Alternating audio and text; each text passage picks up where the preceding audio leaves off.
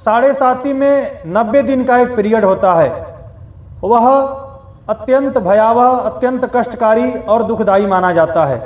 7.5 वर्ष में 30 दिन और 30 दिन, ऐसे 2.5 वर्ष में 30 दिन का एक पीरियड होता है, दूसरे 2.5 वर्ष में 30 दिन का एक पीरियड होता है और तीसरे 2.5 वर्ष में 30 दिन का एक पीरियड होता है। यह जो 90 दिन का पीरियड होता है, यह अत्यंत कष्टकारी और दुखदायी होता है। वह कब होता है? जब शनि आपके ही जन्म नक्षत्र के उसी चरण पर गोचर करते हैं जिस चरण में आपका जन्म हुआ है। यह समय अत्यधिक कष्टकारी और दुखदायी माना जाता है। यह समय को सावधानी पूर्वक हमें जीना चाहिए। नमस्कार, नमो नारायण भक्तों, स्वागत है आप सभी का। भक्तों, हम सभी चर्चा करेंगे कि 2025 में किन लोगों के ऊपर शनि की 7.5 लगेगी। पहले हम सभी जानते हैं कि वर्तमान समय में किन लोगों के ऊपर शनि की 7.5 चल रही है। भक्तों, 17 जनवरी 2023 से मकर राशि, कुंभ राशि और मीन राशि के ऊपर शनि की 7.5 चल रही है। 29 मार्च 2025 उस दिन शनिवार है। उसी दिन शनि का राशि परिवर्तन होगा और उसी दिन से कुंभ राशि, मीन राशि और मेष राशि के ऊपर शनि की 7.5 प्रारंभ हो जाएगी। उसी दिन से एक नई राशि के ऊपर शनि की 7.5 प्रारंभ हो जाएगी। उस राशि का नाम है मेष। कुंभ और मीन के ऊपर यथावत शनि की 7.5 जारी रहेगी और मेष राशि के ऊपर प्रारंभ हो जाएगी। भक्तों, यह शनि की 7.5 जो होती है 2.5 साल, 2.5 साल, 2.5 साल, 3 फेस होता है, उदय, शिखर और अस्त। आइए पहले जान लेते हैं कि 7.5 लगती कब है। 7.5 का जो 7 बरस है, अपने राशि से 12वें भाव में शनि के 2.5 वर्ष का गोचर, अपने राशि के ऊपर शनि के 2.5 वर्ष का गोचर और अपने राशि से दूसरे भाव में शनि के 2.5 वर्ष का गोचर, यह 7.5 कहलाती है। भक्तों, अभी मकर राशि वालों के लिए शनि की उतरती 7.5 है। जो मकर राशि वाले जातक हैं वह 29 मार्च 2025 को 7.5 से मुक्त हो जाएंगे। 2017 से मकर राशि वाले के ऊपर शनि की 7.5 चल रही थी। अभी जो कुंभ राशि वाले जातक हैं उनके ऊपर शनि का तीसरा चरण यानी 5 साल पूरा हो जाएगा 29 मार्च 2025 को। अब 2.5 साल उनका बचेगा। अंतिम फेस 7.5 की कुंभ राशि वालों जातक के ऊपर चल रहा है। मीन राशि वाले जो जातक हैं उनका ये दूसरा चरण होगा। 17 जनवरी 2023 से मीन राशि के ऊपर शनि की 7.5 प्रारंभ हुई है, तो 2.5 साल उनका 29 मार्च को पूरा हो जाएगा। 29 मार्च के बाद मीन राशि वाले जातक के ऊपर शनि की 7.5 का सेकेंड फेस प्रारंभ होगा और मेष राशि वालों जातक के ऊपर शनि की 7.5 का पहला फेस प्रारंभ होगा। भक्तों, आप लोगों ने सुना होगा कि शनि की 7.5 जब आती है तो बड़े बड़े तुर्रम खां, बड़े बड़े बाहुबली, उनको भी झुका देती है, उनको भी न्याय और अनुशासन में चलने वाला मर्यादित और धार्मिक व्यक्ति बना देती है। शनि की 7.5 आते ही व्यक्ति धार्मिक हो जाता है, धर्म कर्म करने लगता है। कारण क्या है? शनि जो है वह न्याय के देवता है।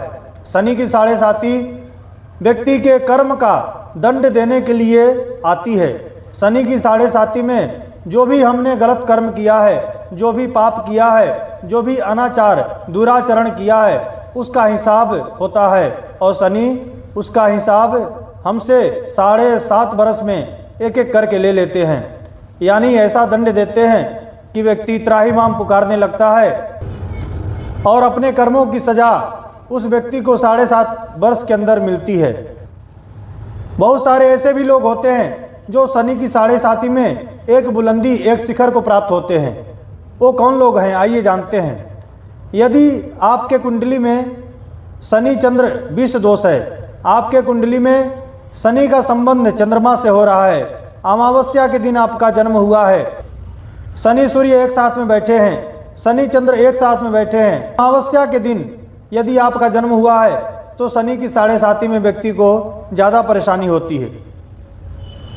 कुछ ऐसा भी अपवाद मिलता है कि जो बकरी शनि होता है वह 7.5 में व्यक्ति को बुलंदी को पहुंचाता है।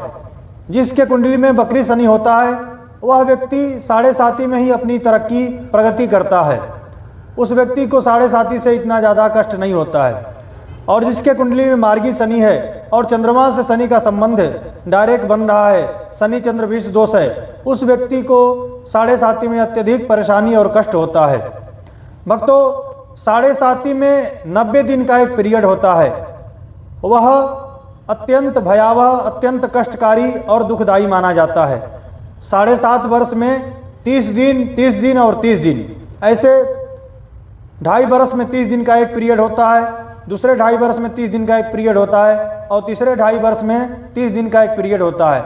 यह जो 90 दिन का पीरियड होता है, यह अत्यंत कष्टकारी और दुखदायी होता है। वह कब होता है? जब शनि आपके ही जन्म नक्षत्र के उसी चरण पर गोचर करते हैं जिस चरण में आपका जन्म हुआ है।